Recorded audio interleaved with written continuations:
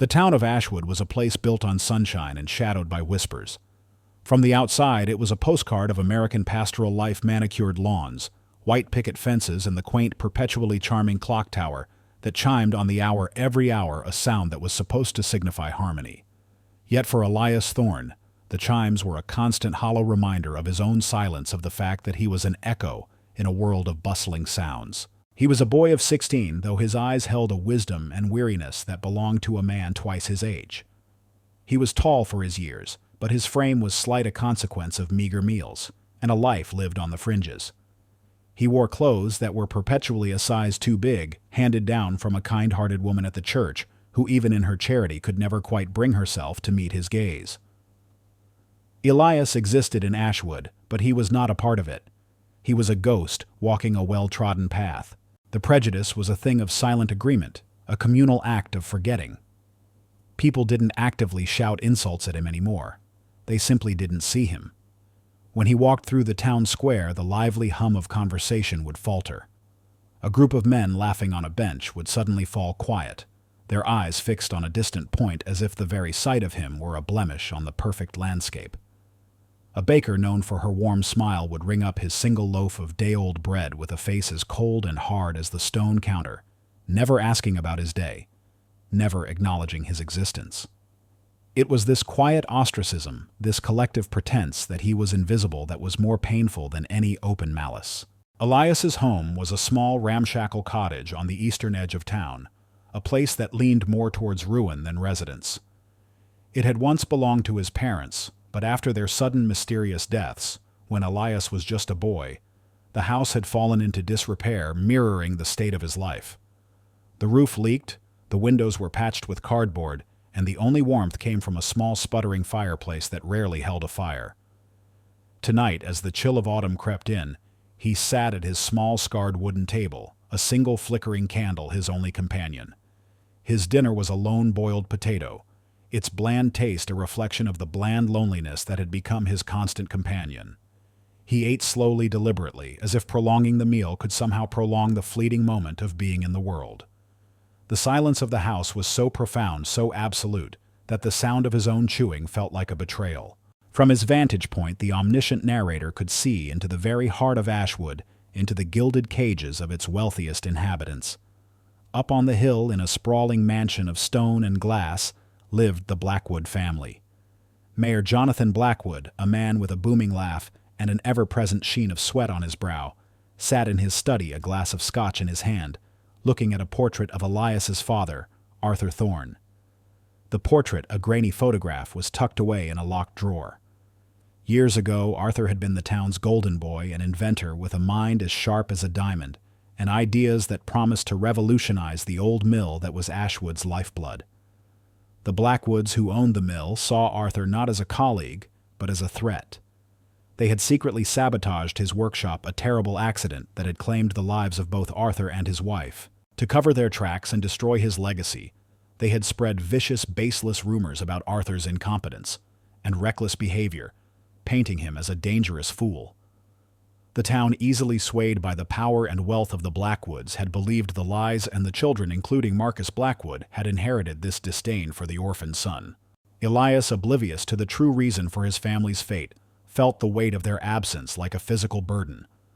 Yet within him, there was a quiet, stubborn flame that refused to be extinguished. It was this flame that led to his nightly ritual. After finishing his solitary dinner, he pulled out his most prized possessions, a stack of old yellowed ledgers and discarded stock market pages he had salvaged from the local dump. He had no formal training, no one to teach him, but he possessed a unique, innate gift, an ability to see patterns where others saw chaos. He would chart the numbers, connect the seemingly random dots, and predict trends with an almost unsettling accuracy. This was his secret world, his quiet act of defiance against the town that had tried to erase him. He was not just a boy. He was a silent observer, a master of data, a future in the making. One evening, as a cold rain began to fall, he heard a whimpering sound from the woods behind his house. He grabbed a lantern and, without a second thought, ventured out into the mud. Near the stream, huddled under a thorny bush, was a small, mangy dog, its leg bent at an unnatural angle. The dog, a mutt with matted fur, looked at him with eyes full of fear and pain. Elias felt a pang of recognition, a mirror of his own loneliness. He knelt, speaking to the dog in a soft, low voice, and slowly, carefully scooped it up. He carried it back to his cottage, its shivering body a small, warm weight in his arms. He had little to spare, but he knew what he had to do. He went to the old wooden box where he kept his meager savings, a few crumpled dollar bills, and some coins he'd earned from odd jobs no one else wanted. It was enough to buy a week's worth of food for himself, or it was enough to buy bandages and medicine from the pharmacy. The decision was not a hard one. He walked to the town pharmacy, the dog cradled against his chest, its head peeking out from beneath his worn jacket. Mrs. Gable, the pharmacist, a woman who had been a friend of his mother, looked at him with a flash of genuine pity, a sentiment he hadn't seen in years. She silently handed him the supplies, refusing his money. "It's on the house, Elias," she whispered, her voice barely audible. "For your mother." Elias simply nodded, his throat too tight to speak. This small act of kindness, a flicker of light in the overwhelming darkness, strengthened his resolve. He spent the next few days nursing the dog back to health, using his old bed sheets for bandages and carefully measuring out the medicine. The dog, which he named Legacy, seemed to understand his kindness. It followed him everywhere, its tail wagging its presence, a small comfort against the crushing solitude. It was in this moment, patching a bandage on a wounded animal, that a deep, profound truth settled within Elias.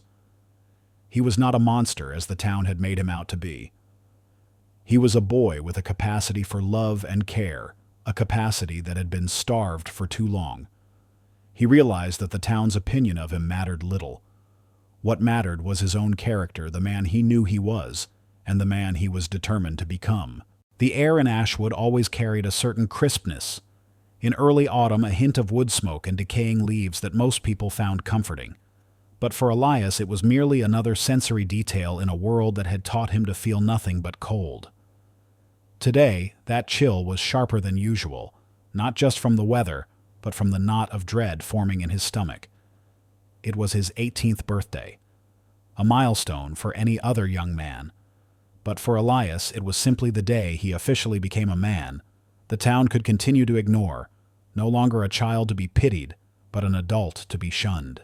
He spent the morning in his usual way, tending to Legacy, who now followed him like a shadow, a loyal companion in a town of ghosts.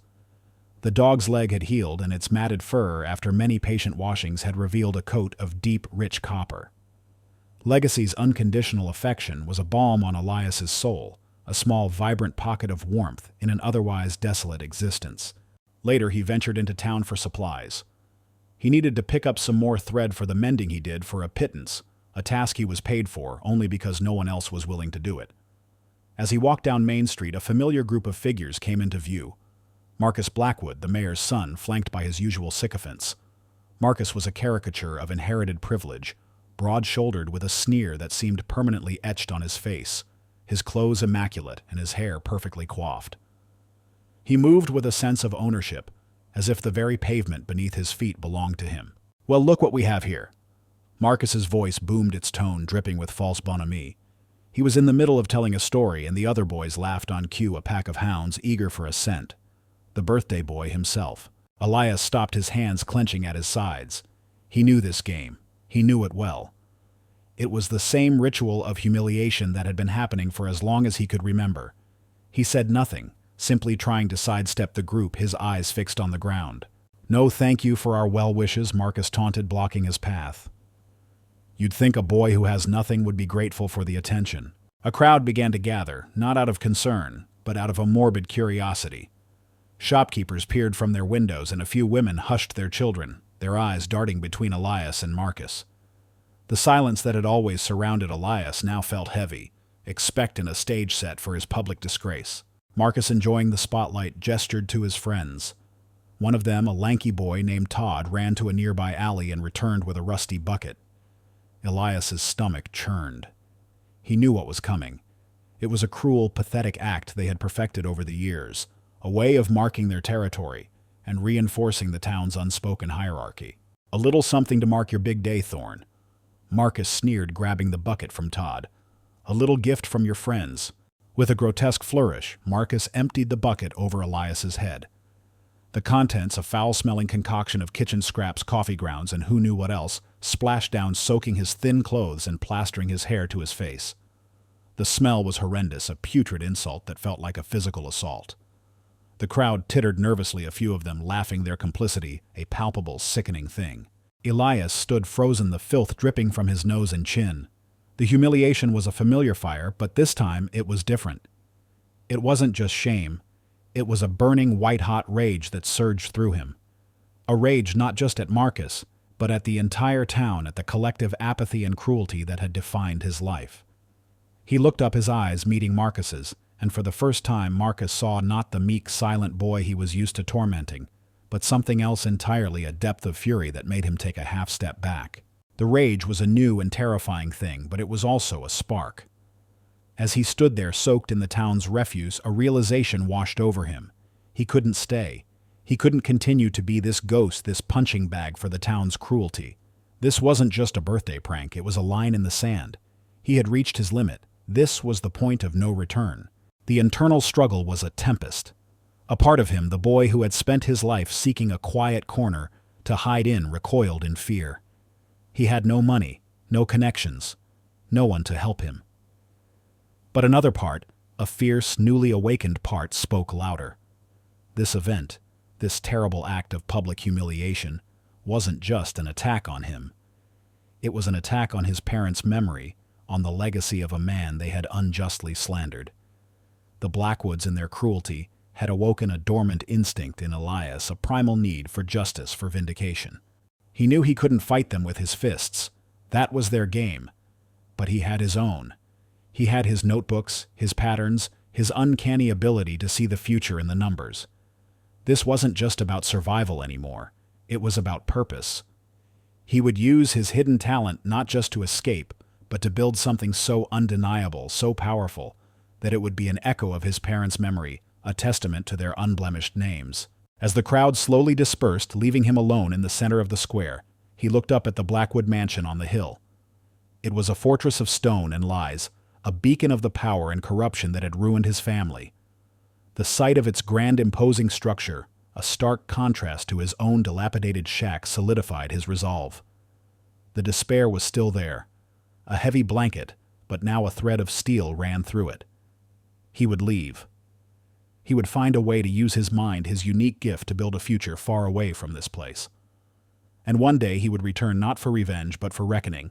That night, back in his cold, filthy shack, he washed himself clean, the water sluicing the physical grime from his skin, but unable to wash away the memory of the day. He packed a small, worn satchel.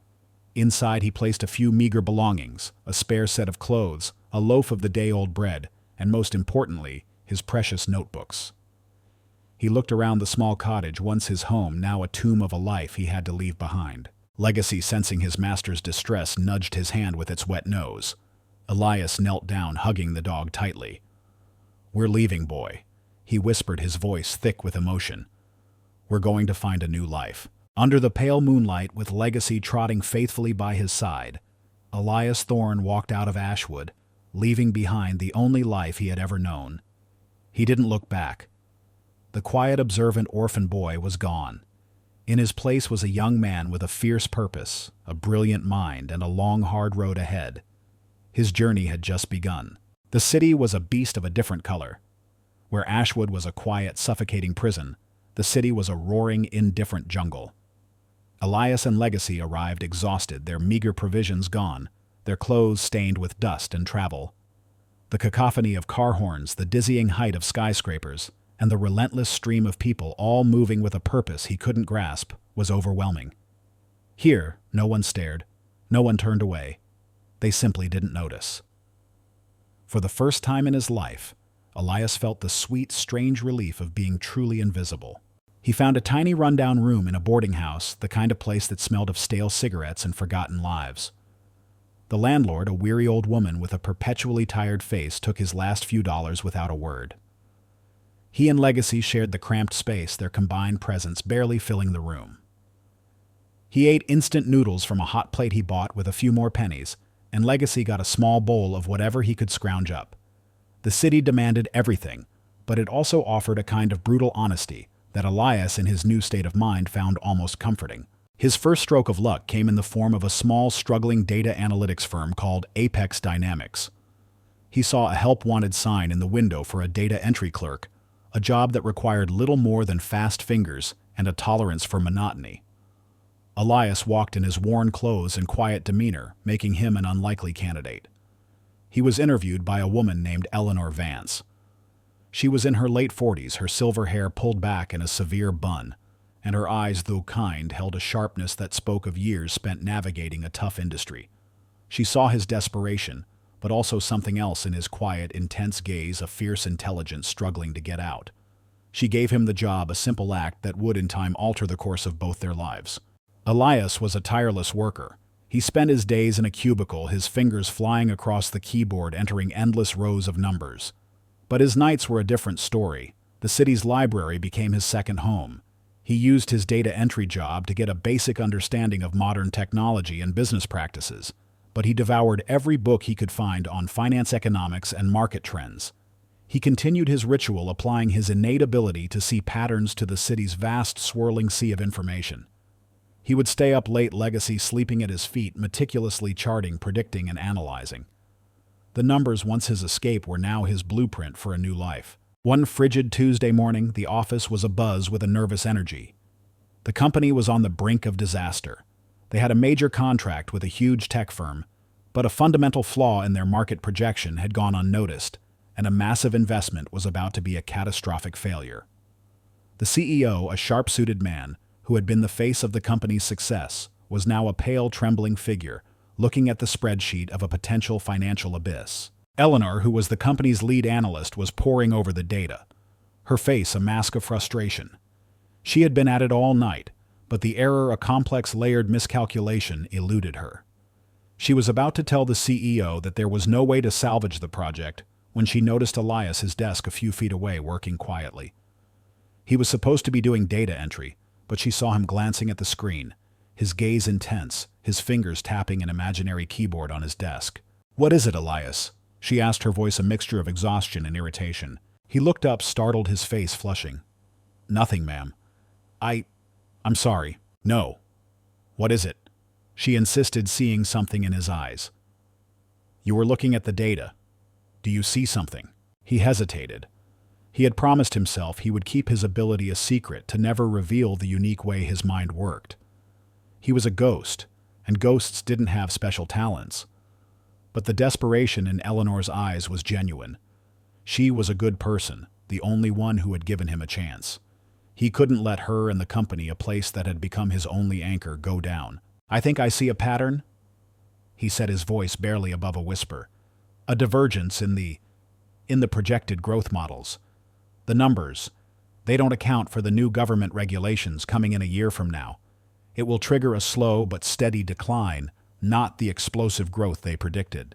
Eleanor stared at him, her mouth slightly agape. She had been so focused on the immediate data that she had missed the long-term macroeconomic context. She pulled him over to her computer, and he, with trembling fingers, quickly pulled up a new projection, inputting the variables he had been tracking in his notebooks for months. The new chart he created was a terrifyingly accurate depiction of what was to come, a slow, painful bleed-out for the company's investment. Eleanor was speechless. Her mind, trained in the rigors of modern finance, saw the truth in his numbers. But how could a data entry clerk, a boy with no college education, have seen this?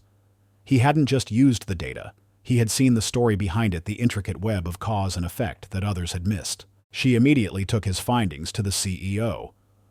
The CEO, a man of quick decisions, saw the truth, and with a gasp of relief was able to pull the investment just in time, averting a company-wide catastrophe. Apex Dynamics was saved. The omniscient narrative, meanwhile, was tracking the ripple effects of this event back in Ashwood. The Blackwoods, desperate to save their own failing businesses, had been making a series of increasingly reckless, short-sighted investments. Their downfall was not a dramatic single event, but a slow, agonizing slide. Their once grand mansion was now mortgaged to the hilt, and whispers of their financial troubles were starting to spread through the town like wildfire. They had heard rumors of the success of Apex Dynamics and the prodigy analyst who had saved it. Driven by a mix of greed and a desperate need to find a new source of funds, they hired a private investigator to look into this analyst. They wanted to poach him to bring his talent to their sinking ship. The irony was exquisite. The man they were trying to steal was the very boy they had cast out. The narrative shifts, showing the private investigator a grizzled man with a penchant for cheap bourbon, a file on his desk. Back in the city, Eleanor Vance took Elias under her wing.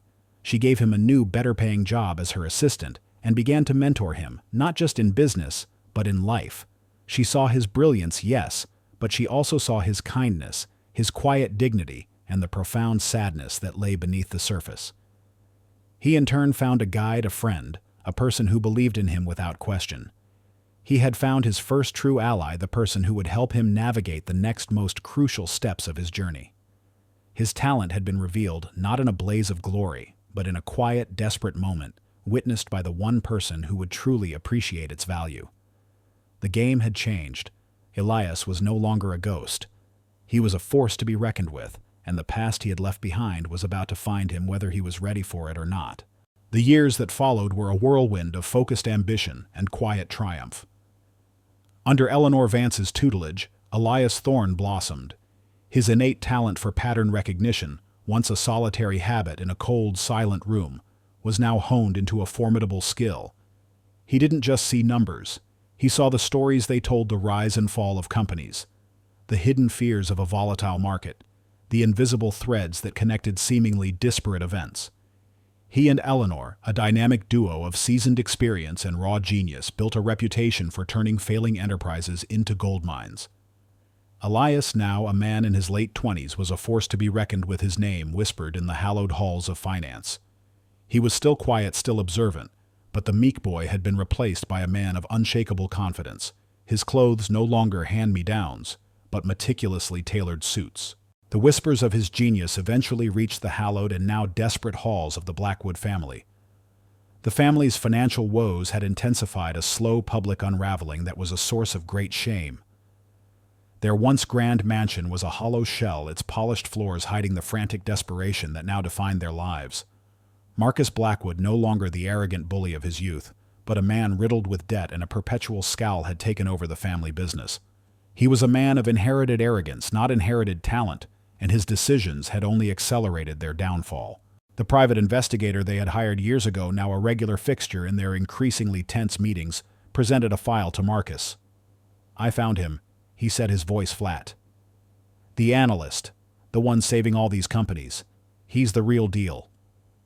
He slid a file across the mahogany desk, a file that contained a simple, undeniable truth: the prodigy was Elias Thorne.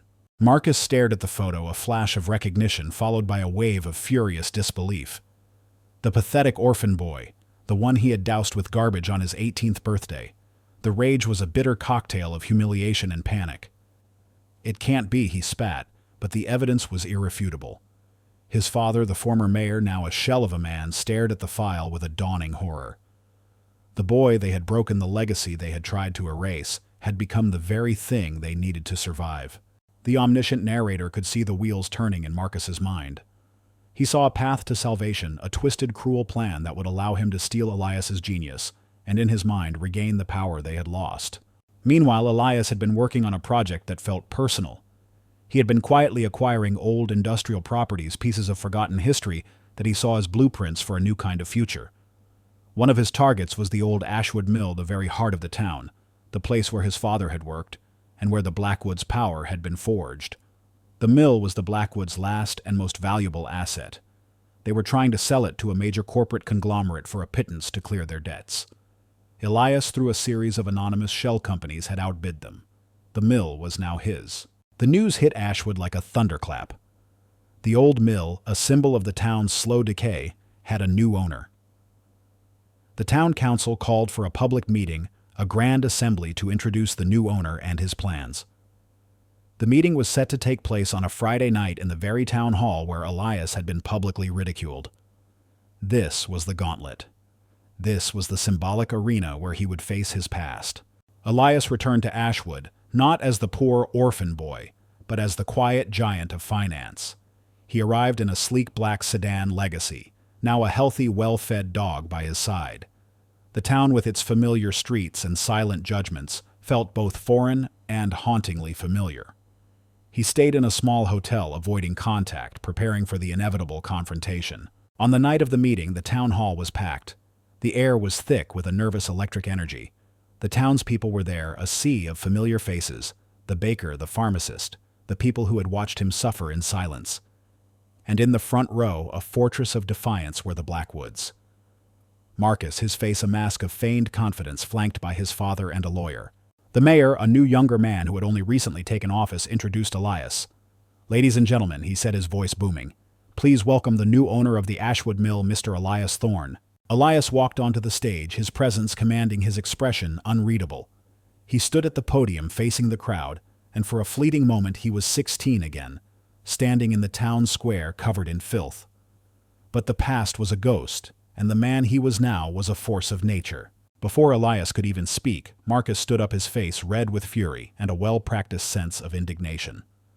"We have a motion," he shouted, "a motion to block this man's purchase." The crowd murmured, confused. The mayor, caught off guard, stammered, "Mr. Blackwood, this is highly irregular." "Irregular," Marcus sneered. He pointed a shaking finger at Elias. "This man is a fraud. He's using shell companies to manipulate the market. We have evidence that his business practices are a sham designed to acquire and then bankrupt local industries for a quick profit." He slammed a file onto the table. "We demand a full accounting of his business plan.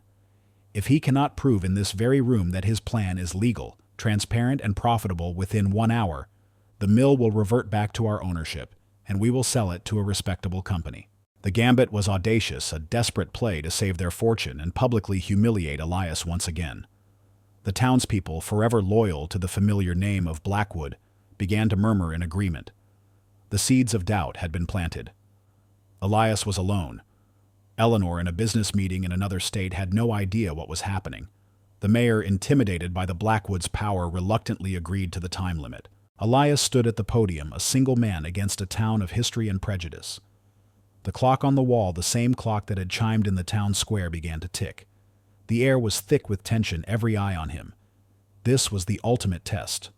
The gauntlet was now a reality. He had an hour to dismantle a lifetime of lies, to prove his worth, not with vengeance, but with truth. The weight of his entire past, of his parents' memory of the boy he once was, rested on his shoulders. He took a deep breath and began to speak. The clock on the wall, a relic of a different time, began its slow, deliberate tick-tock. Each second felt like a drumbeat echoing in the suffocating silence of the town hall.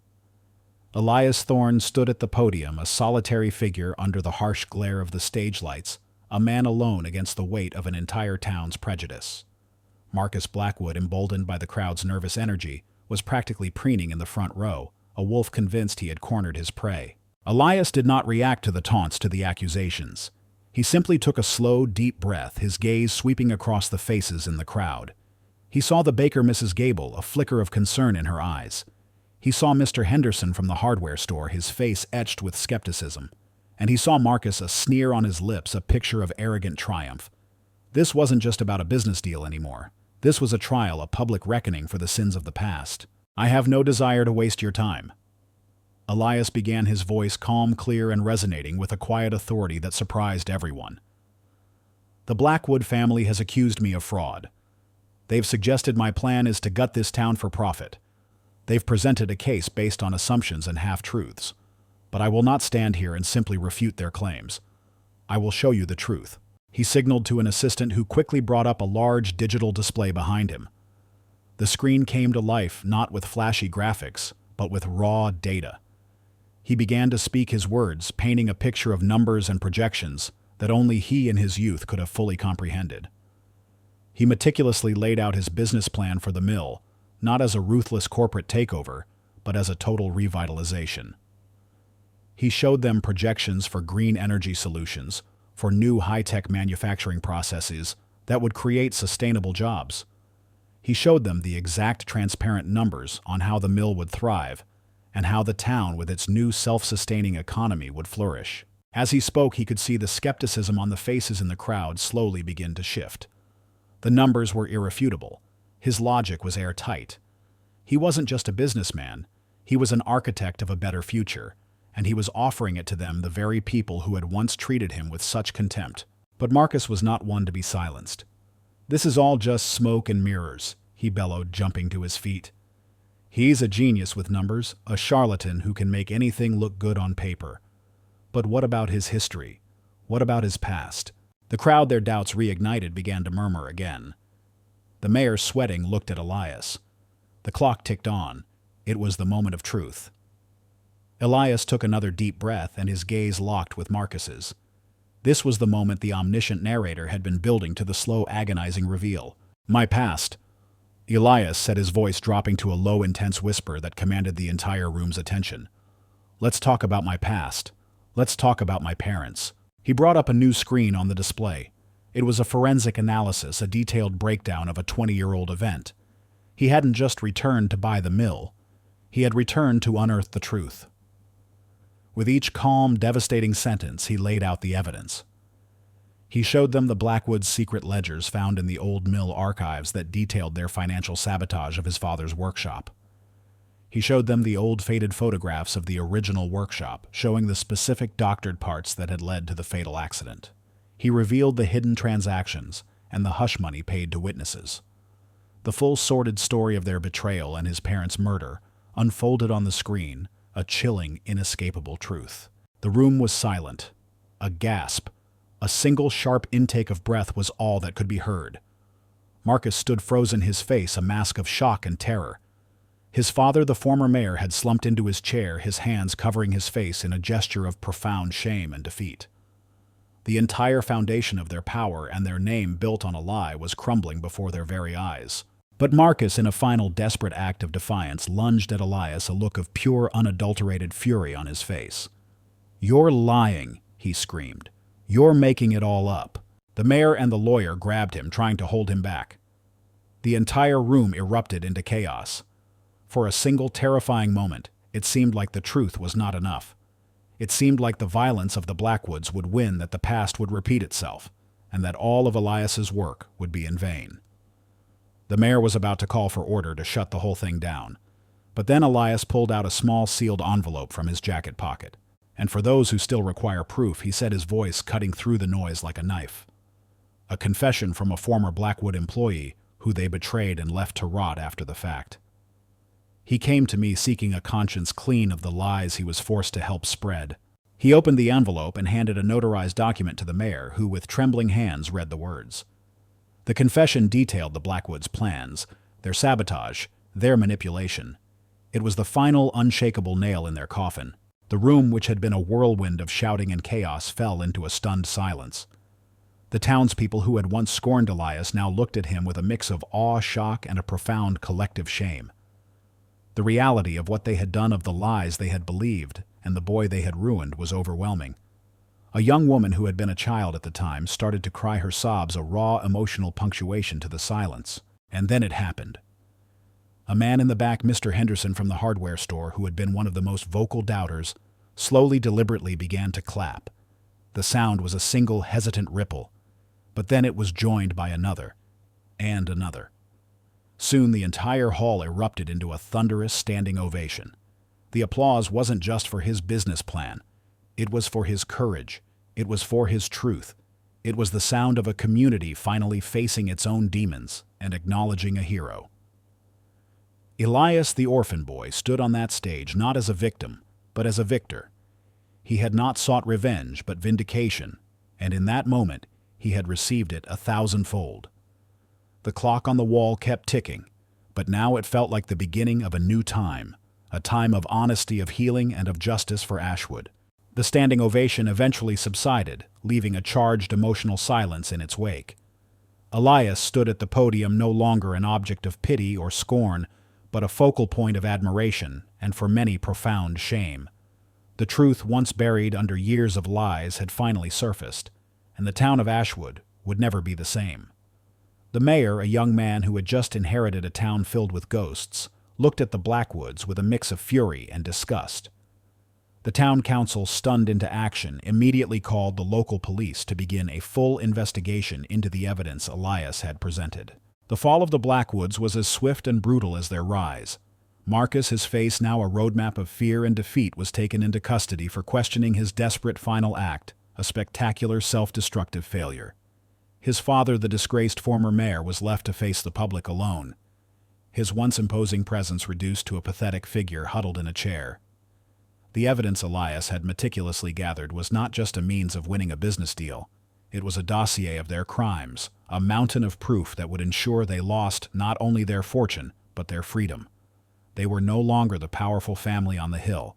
They were criminals, their empire of lies finally collapsing under its own weight. But the resolution wasn't just about the punishment of the wicked. It was also about the redemption of the misguided. A few hours later, in the quiet of a local diner, a young man sat nervously waiting for Elias. It was Todd, the lanky boy who had been Marcus's accomplice, the one who had helped throw the bucket of garbage on Elias all those years ago. He had watched the town hall meeting from the back, and the revelation had shattered his world. He had spent his life believing the lies, believing he was on the right side of power. Now he saw the truth. When Elias walked in, Todd's hands were shaking. I just wanted to say I'm sorry, Elias. He stammered, his voice choked with emotion. I was a coward. I stood by. I believed the lies. There's no excuse, I know, but I'm sorry. Elias simply nodded, a flicker of something close to understanding in his eyes. It's a powerful thing, a lie that's told often enough, he said softly. What matters is what you do now. Todd, a man who had once been a part of Elias's torment, had now become a face of the town's quiet repentance, a small but significant act of contrition that was more meaningful than any grand apology. As the sun rose over Ashwood the next morning, it felt different. The town was still the same, but the air was cleaner, the light a little brighter. Elias, standing on the steps of the town hall, looked at the quiet street. He was now a hero, a savior, but he was also still the boy who had walked these streets in silent desperation. It was then that a sleek black car pulled up, and out stepped Eleanor Vance, her silver hair catching the morning light, a look of profound pride and concern on her face. She walked over to him, her arms outstretched, and hugged him tightly. I heard what happened, Elias, she said, her voice filled with emotion. I knew you would do something amazing, but I never imagined this. They walked to the mill, the enormous rusting structure now his. As they stood in the cavernous, silent interior, Elias laid out his plans in detail. We'll use solar panels and new clean technology, he explained, his voice full of a quiet passion. We'll create a new kind of mill, a place that doesn't just produce goods but produces opportunity. We'll offer apprenticeships, living wages, and health benefits. It's not just a business plan, Eleanor. It's a second chance. For the mill and for this town. Eleanor listened, a warm smile on her face.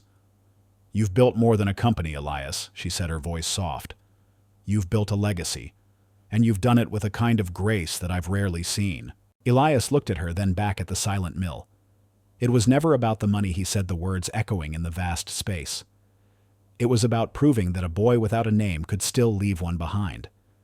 It was about showing that my parents' legacy wasn't a lie, but a foundation. I was just the one who had to build on it. The conversation, a short reflective moment between two people who had forged an unbreakable bond, was the true resolution. It was the quiet acknowledgement of a journey that had been long and arduous, and a victory that was not one of vengeance, but of justice and self-worth. Elias Thorne was no longer the orphan boy of Ashwood. He was a new kind of leader, a new kind of hero. The town that had once rejected him was now in his hands, and his first act, the one that had stunned everyone, wasn't to destroy them, but to save them.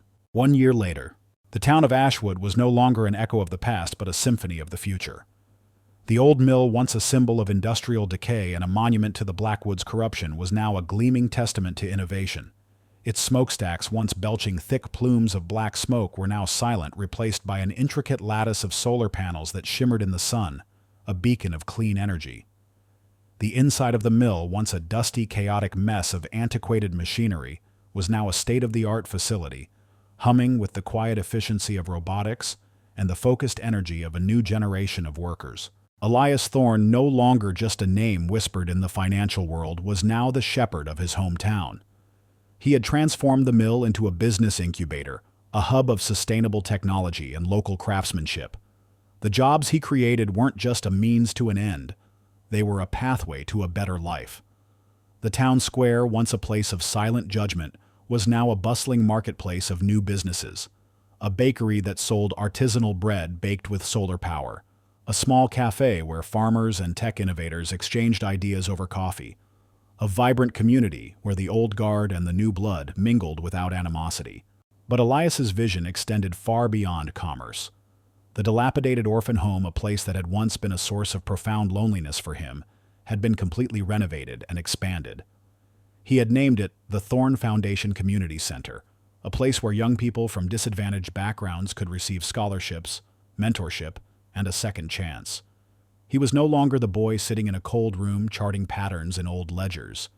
He was the man who had created a place where other young people could find their own patterns, their own futures, and their own sense of belonging. His work was his way of paying it forward, of ensuring that no child in Ashwood would ever have to feel the crushing weight of invisibility that he had endured. The omniscient narrator could see into the hearts and minds of the townspeople, and the change was profound. Todd, the boy who had once been Marcus's sidekick, was now a manager at the mill, his loyalty and hard work a silent act of atonement. Mrs. Gable, the pharmacist, now greeted Elias with a warm, genuine smile, no longer a look of pity. And the new mayor, a woman with a vision for the town's future, often sought Elias's counsel, seeing him not as a billionaire, but as a wise and compassionate leader. The community had not just been saved, it had been reborn, its old prejudices burned away by the cleansing fire of truth and progress. The story was now a legend, an oral history passed down from one generation to the next. The tale of the orphan boy ignored and tormented who returned not for revenge but for redemption had become the town's most treasured tale. The Blackwoods, their empire reduced to dust, were now a cautionary tale, a ghost story whispered to children who misbehaved. Their fall had been total and complete, a stark karmic justice that resonated with everyone. The story ends on a quiet, symbolic note. It is a beautiful late afternoon day, the kind of day that promises a vibrant sunset. Elias Thorne stands on the same hill overlooking Ashwood, the same hill where he had once looked up at the Blackwood mansion with despair and fury in his heart. But now he is not alone. Legacy, now an old but spry dog, lies contentedly at his feet. A new generation of children laughing and playing in the park below call out to him. They don't see a billionaire. They see Mr. Thorne, the man who built the community center, the man who brought life back to their town. He looks down at the town, the light from the setting sun catching the glass of the renovated mill, making it shine like a jewel. The chimes of the clock tower sound not as a reminder of his past loneliness, but as a celebration of the community he had built. He smiles, a soft, contented expression that reaches his eyes. His legacy, the one he had named his dog after, was not just in his fortune or his businesses. It was in the laughter of the children, in the honest work of the mill, and in the second chance he had given to an entire town. He was no longer an echo. He was the voice of Ashwood's future. If this story stirred your heart, if it reminds you that courage can alter destinies, and that light always finds a path even in the deepest darkness, please leave a comment. Share this story with those who need inspiration. Like, subscribe, and hit the bell to never miss our upcoming stories.